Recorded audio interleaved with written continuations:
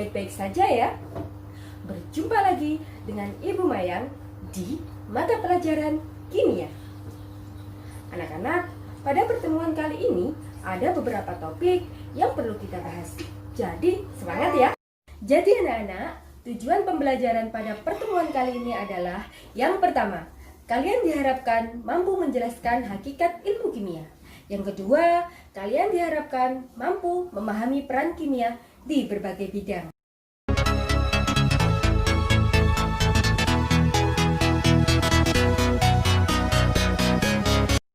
Jika Ibu berbicara tentang bahan kimia, apa yang ada di benak pikiran kalian? Apa ada yang berpikir kalau kimia itu berbahaya? Atau ada yang berpikir kalau kimia itu beracun? Atau bahkan ada yang berpikir kalau kimia itu mematikan? Padahal bukan seperti itu loh.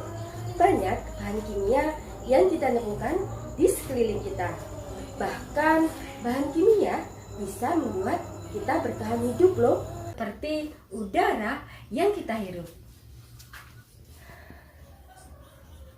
air yang kita minum,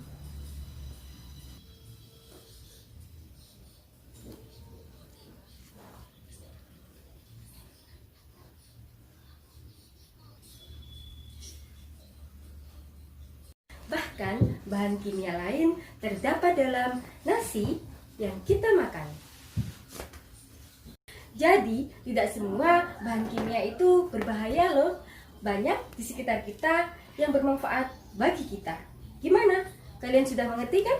Kalau sudah mengerti, tolong ya, fahami dan catat bahan-bahan dan barang-barang di sekitar kalian yang berhubungan dengan bahan kimia. Tahukah kalian, kimia berasal dari bahasa Arab, yaitu alkimia, yang artinya perubahan materi. Istilah kimia muncul pertama kali sekitar tahun 700 sampai 778 Masehi. Pencetusnya yaitu Zabir Ibn Hayyan atau dikenal sebagai the father of Arabic mystery. Nah, anak-anak, di pelajaran kimia ini kita akan mempelajari tentang perubahan materi. Apa sih materi itu? Materi adalah segala sesuatu yang menempati ruang dan memiliki massa.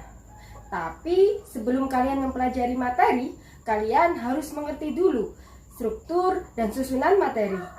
Oke, kita bahas ya. Susunan materi merupakan perbandingan unsur-unsur yang membentuk materi. Nah, coba ya kita bandingkan antara air dan alkohol.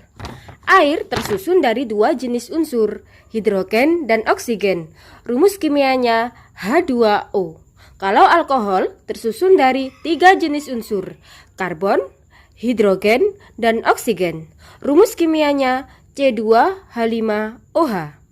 Karena susunannya beda, air dan alkohol punya sifat yang berbeda juga. Air bisa bikin api padam, sedangkan alkohol malah bisa bikin kebakar dan bisa bikin api tambah nyala. Selain susunan materi, kita juga perlu tahu yang namanya struktur materi. Struktur materi itu gambaran di mana atom-atom saling terikat. Contohnya, kalau kita lihat intan dan grafit, mereka sama-sama tersusun dari atom karbon.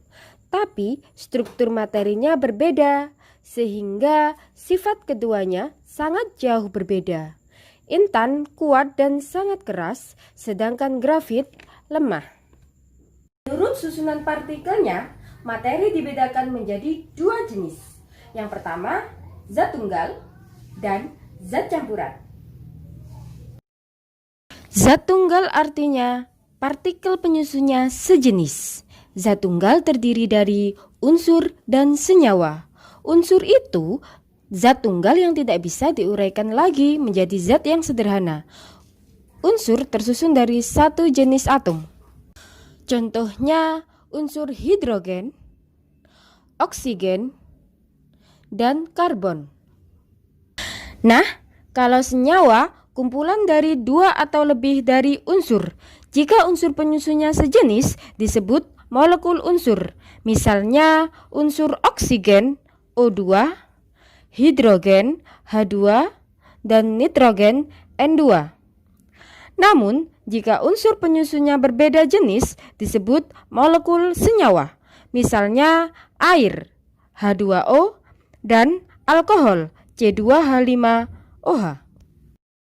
Jenis materi yang kedua yaitu campuran. Campuran itu gabungan zat-zat tunggal tanpa melalui reaksi kimia. Campuran dibagi menjadi dua, campuran homogen dan campuran heterogen. Campuran homogen biasanya disebut larutan. Contohnya air garam ini. Kalau dilihat sekilas, air garam ini seperti air biasa. Tapi saat kamu minum, rasa asin dari air garam terasa di lidah kita. Jadi, walaupun kelihatannya bercampur, tapi sifat komponennya tidak hilang. Campuran heterogen. Dalam campuran heterogen, kita bisa lihat langsung komponen-komponennya. Contohnya seperti pasir yang dilarutkan ke dalam air. Campuran heterogen ini dibedakan menjadi dua.